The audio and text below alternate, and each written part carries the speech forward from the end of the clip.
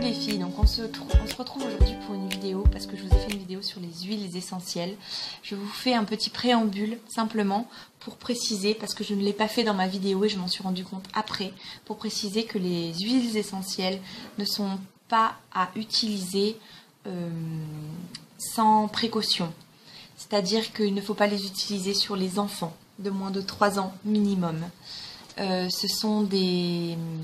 Voilà, quand vous allez, sauf certains cas, allez vous renseigner auprès de votre pharmacien au moment de l'achat. Il sera ravi de vous orienter et vous, ça vous évitera des grosses boulettes parce que ce sont des produits à manier avec énormément de précautions.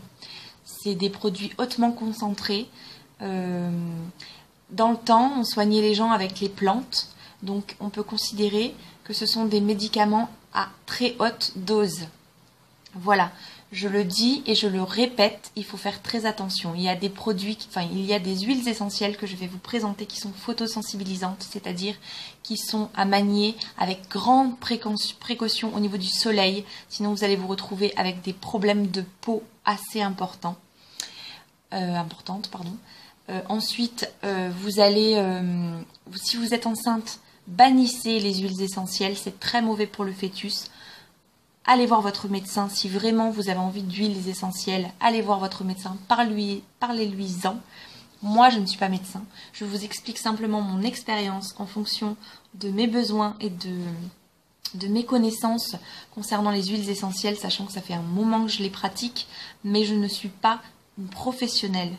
Voilà. C'est tout ce que je voulais vous dire.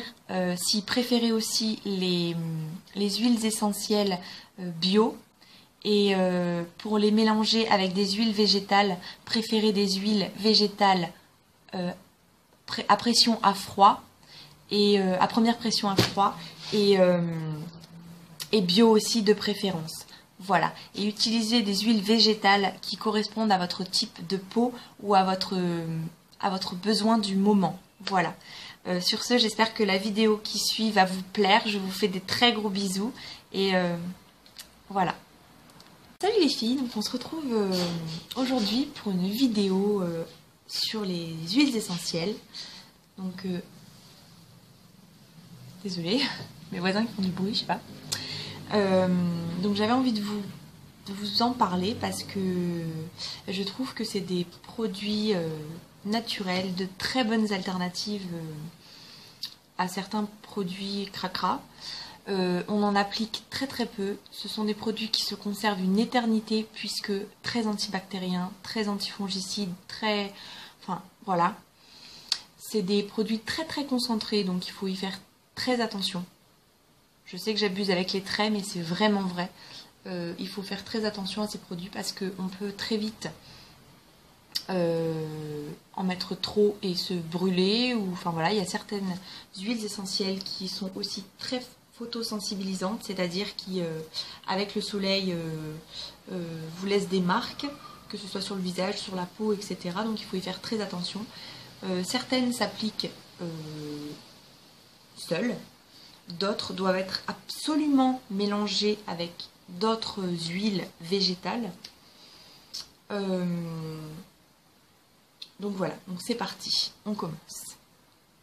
Donc je commence avec ma préférée qui est la lavande fine, qui sent bien évidemment, je vous le donne en mille, la lavande. Donc il faut aimer, hein, il faut aimer toutes les odeurs, etc. Sachant qu'on s'y fait, c'est des odeurs très naturelles, très vraies. Du coup, c'est vrai qu'au départ, on a un petit peu, réticent quand on est habitué à tous les produits, les odeurs chimiquement reproduites, etc. Mais quand on commence à s'y mettre, on s'y fait. Moi, j'adore ces odeurs maintenant. Alors qu'au départ, ma mère, elle me mettait ça sous le nez. Ça pue et tout. Maintenant, j'adore ça. Je trouve que ça sent vraiment très bon. Donc, la lavande fine, qui peut aussi être de l'huile essentielle de lavandin ou de lavande vraie. C'est pas exactement la même chose, mais ça a plus ou moins les mêmes vertus. Moi, je l'utilise d'abord, l'huile essentielle de lavande, je l'utilise d'abord pour me relaxer. C'est-à-dire que quand j'ai envie d'être apaisée, parce que bon, des fois avec mes jumeaux et tout, je suis un petit peu en mode j'en ai marre, je me casse, faut être honnête. le soir, je prends une goutte, je la masse dans mes doigts et je me masse, voilà. C'est pas forcément pour le mal de crâne, voilà, là, ici. C'est pas forcément pour le mal de crâne, simplement le fait d'avoir une aura de lavande autour de moi, ça va me calmer, ça va m'apaiser. Ça sent vraiment bon. C'est quelque chose qui va me donner envie un petit peu de dormir, de me mettre dans un cocon. Et donc du coup, ça va m'aider à me relaxer. Donc ça, c'est pour commencer. C'est hyper bien pour se relaxer, pour se détendre, etc. Deuxième application pour laquelle je l'utilise, et ça aussi pour mes petits bouts, parce que clairement, Dieu sait qu'ici, on a des moustiques et qu'on se fait bouffer, mais voilà, c'est des cannibales, ces petites bestioles-là. Et donc du coup, quand on s'est fait piquer, à plusieurs endroits où, voilà, ce que je fais, c'est qu'à mes enfants, ou à moi-même d'ailleurs, quand j'ai un petit bouton, je prends une petite goutte, en plus c'est du goutte à goutte, vous voyez. Donc je prends une petite goutte sur mon doigt, et après je masse le petit bouton, ou les petits boutons, parce qu'en général on s'est fait piquer, on s'est fait manger, hein. Et du coup, ça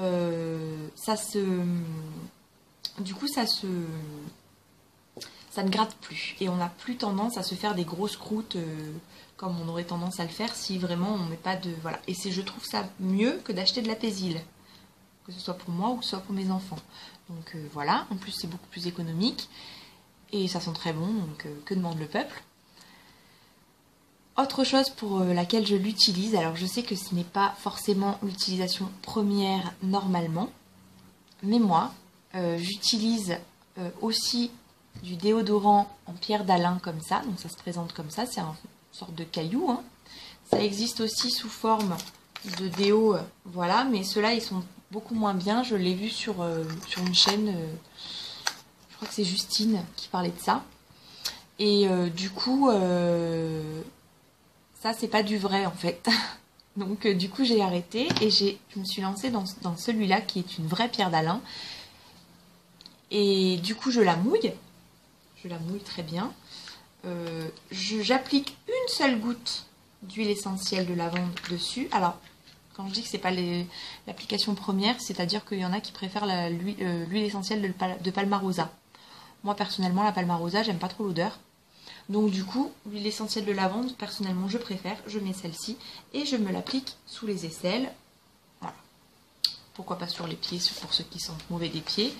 Moi, personnellement, pour les pieds, je fais ça, et ensuite, une fois que j'ai fait, pour mon fils qui sent très très fort des pieds, voilà, et ça arrive à tout le monde, hein, je sais pas une critique que je fais, je me moque pas de lui, attention, mais je mouille la pierre d'Alain, je mets une goutte dessus, je lui passe sur tout le pied, propre, hein, j'entends, le pied est lavé avant, hein, et ensuite je termine avec du talc pour vraiment...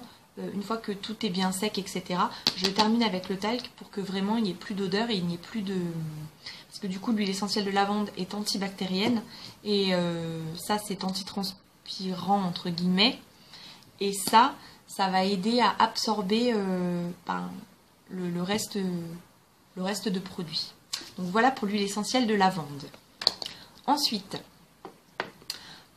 j'ai une deuxième huile chouchou qui est l'huile de titri, que j'aime beaucoup. Alors c'est une huile qui sent très très fort, qui sent vraiment très très fort, ça sent un peu le mentholé.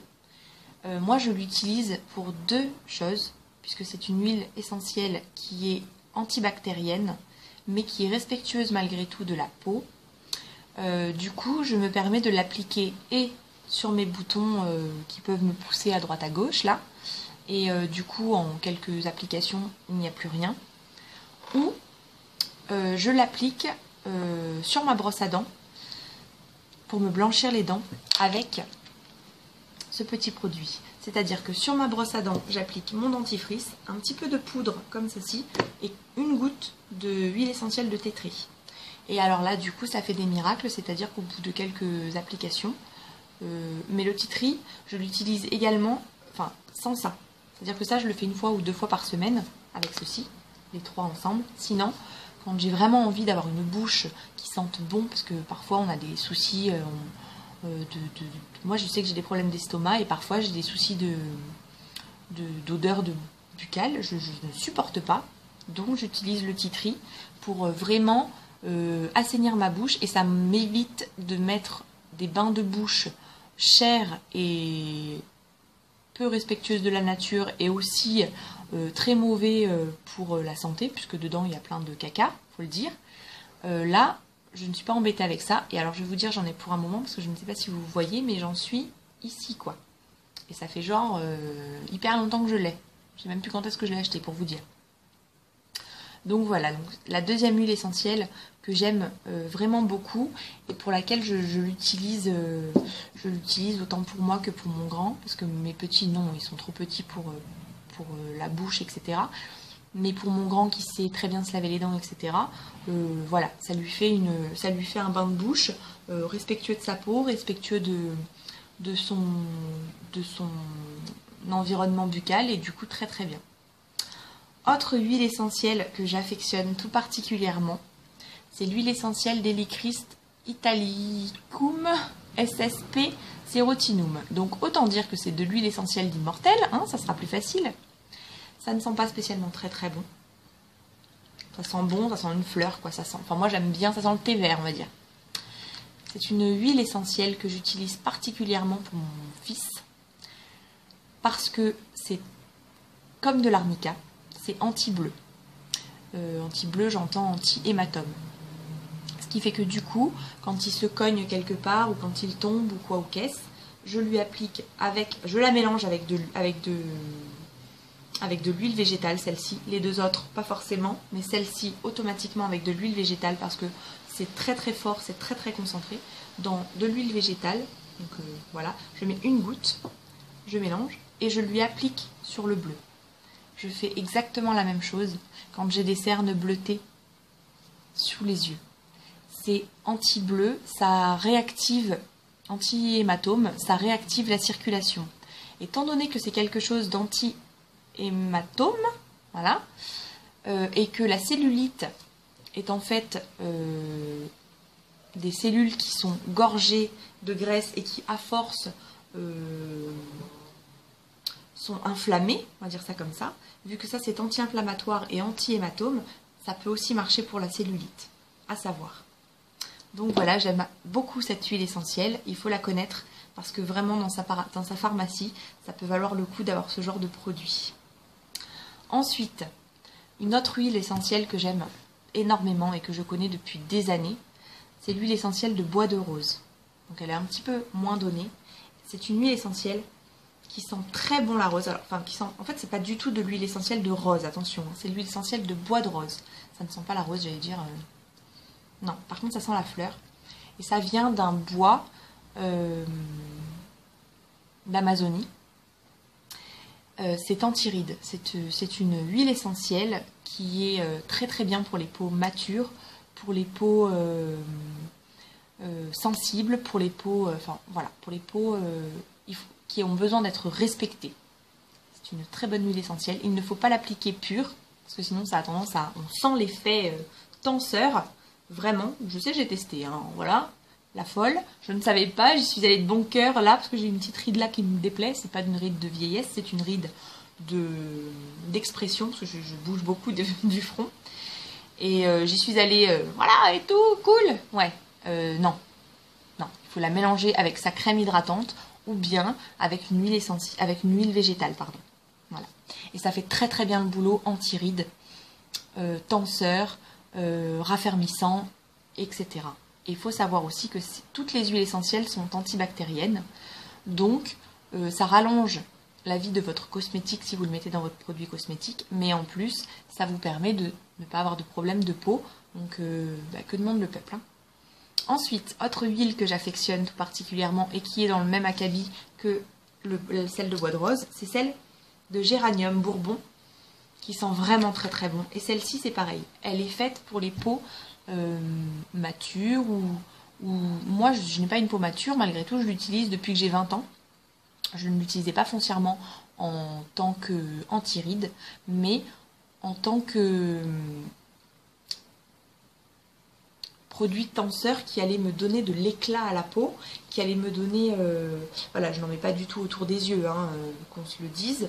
Celle-ci, je la mets pas du tout en contour des yeux, mais je l'appliquais vraiment là où j'ai des rides d'expression qui me dérangent. Je le mettais et vraiment, c'est une très bonne huile essentielle. Je l'utilise également pour les cheveux, parce que quelques gouttes dans le shampoing, ça a des actions sur le cuir chevelu, ça ravive la circulation sanguine du cuir chevelu. Du coup, ça vous aide à avoir un cuir chevelu plus sain, ça vous aide à avoir les cheveux plus longs, ça vous aide à avoir... vous pouvez le mettre, moi je vous dis dans le shampoing, mais dans l'après-shampoing également, ou dans le masque. Ça fait pareil. Et en plus, encore mieux parce que vous le laissez poser. Simplement, dans le masque, vous n'allez pas le mettre aux racines, du coup, ça ne va pas faire son effet sur les racines. C'est tout. Et sur le cuir chevelu, bien évidemment. Mais c'est une très bonne huile essentielle pour les cheveux. Voilà, j'aime beaucoup. Ensuite, autre huile essentielle que j'affectionne tout particulièrement, c'est l'huile de mandarine. Donc Citrus reticulata. C'est très pratique à dire. Hein. Et alors ça sent bon. C'est une huile relaxante. Donc de la même manière que j'utilise l'huile essentielle, ça me donne... c'est acidulé, alors ça me donne de la salive. Bref. De la même manière que ça m'aide avec l'huile essentielle de lavande, je le fais également avec cette huile essentielle-là. Je la rajoute également dans mon shampoing, parce que du coup, ça blondit un petit peu les cheveux. Je pourrais la mettre aussi sur ma brosse à dents, simplement, parce que ça me blanchirait les dents. Simplement, je n'aime pas trop sur la brosse à dents, parce qu'après, ça me laisse un goût de sucre. Donc, j'ai pas l'impression d'avoir les dents propres. Mais, c'est une très bonne huile essentielle, et aussi pour désinfecter la maison. Si vous êtes une adepte des produits ménagers, comment on peut dire, des produits ménagers très safe, je vous conseille très fortement cette huile essentielle ainsi que celle de citron, de rajouter quelques gouttes dans votre vinaigre blanc par exemple, et nettoyer les choses, et vraiment top. Et en plus ça sent bon. Dans les crèmes hydratantes, ce genre de produit, si vous rajoutez quelques gouttes dans votre crème hydratante, ça aura un effet aussi éclaircissant sur votre peau, sachant que c'est quand même très photosensibilisant, donc il ne faut pas la mettre le matin, il faut le mettre que le soir sur la peau, puisque si vous sortez la journée dehors, votre peau va réagir au soleil et vous risquez des mélasmas, etc. À savoir, malgré tout, voilà. Autre huile essentielle que j'aime beaucoup, c'est l'huile essentielle de gingembre. Donc celle-ci, je l'utilise pour les cheveux. Elle aide à la pousse des cheveux et elle sent très très bon. Le gingembre, vraiment. Ouais, elle sent très très bon. On peut la manger aussi, on peut la mettre dans les sauces. Moi je rajoute parfois quelques gouttes dans ma sauce vinaigrette et ça me fait un petit goût de gingembre en plus. C'est un peu fun et tout. C'est super chouette. Donc voilà. Et pour terminer, j'ai l'huile essentielle de cannelle que j'utilise pour les boutons, mais pour en faire des masques. C'est-à-dire que je prends une crème hydratante, déjà toute prête, ou que je fais moi-même, dans 3 bonnes cuillères à soupe, je rajoute une goutte d'huile essentielle de cannelle. Je le mets sur tout mon visage en masque, là où j'ai des traces d'acné. Et ce petit produit va vous brûler la peau, entre guillemets, hein, bien évidemment. C'est-à-dire que ça va vous faire rougir un petit peu la peau, ça va vous faire un petit effet peeling. Et c'est une très bonne huile essentielle enfin, antibactérien, antifongicide, etc. C'est, je crois, la meilleure que vous pouvez trouver sur le marché. Elle sent très très bon la cannelle, elle est très sucrée. Elle est très reine de sabbat, quoi. Voilà. C'est une très bonne petite huile essentielle, voilà. Moi, je l'ai prise bio et ça marche très très bien. Donc voilà, sur ce, j'espère que cette petite vidéo vous aura plu, qu'elle n'aura pas été trop longue. Si j'ai d'autres huiles essentielles sous le coude, simplement, mes préférées sont quand même celles-ci. Si vous avez envie malgré tout que je vous parle des autres, pourquoi pas. Si vous avez envie que je vous en parle en détail d'une en particulier, pourquoi pas aussi. Et si vous voulez que je vous fasse une vidéo sur des huiles végétales mélangées à des huiles essentielles, pourquoi pas aussi. Je vous laisse me mettre ça en commentaire. Voilà, n'hésitez pas à vous abonner, je vous fais des très gros bisous les filles. Ciao ciao.